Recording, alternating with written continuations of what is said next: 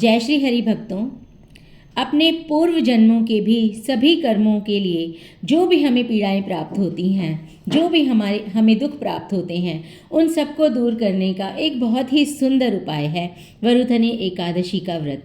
यह व्रत जीवन में सभी प्रकार की समस्याओं को और परेशानियों को दूर करता है। तो आइए सुनते हैं इसकी कथा और विधि। यह व्रत वैशाख माह में कृष्ण पक्ष की एकादशी को रखा जाता है। इस व्रत को करने से सुख तथा सौभाग्य में वृद्धि होती है। इस व्रत का जो फल मिलता है वह ब्राह्मण को दान देने, करोड़ों वर्षों की तपस्या अथवा कन्यादान करने से भी बढ़कर होता है।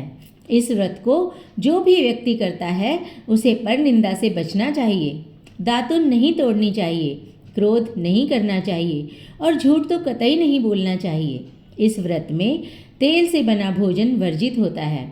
व्रत रखने पर शाम को केवल फलाहार ही करना चाहिए। इस व्रत का महात्म्य सुनने से 1000 दोष भी खत्म हो जाते हैं।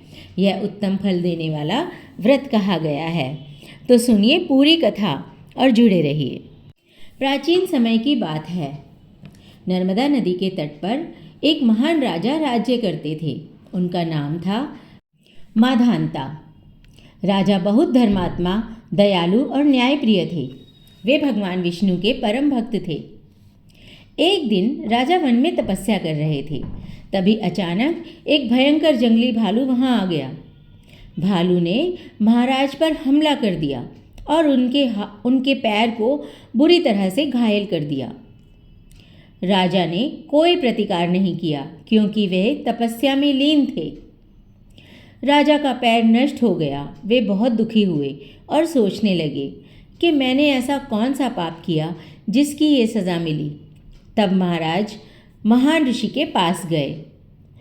तब महान ऋषि ने कहा कि राजन, ये तुम्हारे पिछले कर्मों का फल है, पिछले जन्म के पापों का फल है। लेकिन एक उपाय है जो स्वयं श्री हरि ने ही बताया है। तुम वरुथनी एकादशी का व्रत करो, इससे तुम्हारे सभी पाप नष्ट हो जाएंगे। तभी महाराज ने एकाग्रचित होकर श्री हरि का ध्यान किया और श्री हरि ने उन्हें स्वयं बताया कि आप मथुरा जाकर मेरे वाराह रूप की पूजा करो और वरुथनी एकादशी का व्रत रखो। यह व्रत रखने से आपके सभी पाप नष्ट होंगे और आपको एक नया जीवन मिलेगा, आपको संपूर्ण अंग मिलेंगे। तभी महाराज माधांता मथुरा जाते हैं और वहाँ पर प्रभु के वाराह अवतार की साधना करते हैं और वरुथनी एकादशी का व्रत रखते हैं। इस व्रत के प्रभाव से चमत्कार हो जाता है और महाराज को उनका नष्ट हुआ पैर वापस मिल जाता है। उनके सभी दुख दूर होते हैं और जीवन में सुख समृद्धि आती है। अपने सभी राज्यों को और सुखों को भोगकर अंत में वे मोक्ष को प्राप्त होते हैं और स्वर्ग की प्राप्ति होती है उनको। ऐसी ही बहुत ही शुभ फलों को देने वाला यह शुभ व्रत करने से सभी पाप नष्ट होते हैं और जीवन के सभी दुख दूर होते हैं। सभी जीवन में सुख समृद्धि की प्राप्ति होती है। अगर आप भी भगवान विष्णु की कृपा पाना चाहते हैं तो कमेंट में जय विष्णु भगवान ज़रूर लिखें। इस पावन वरुथनी एकादशी पर श्रद्धा और भक्ति से व्रत करें और भगवान विष्णु से प्रार्थना करें कि वे आपके जीवन की सभी बाधाएं दूर करें।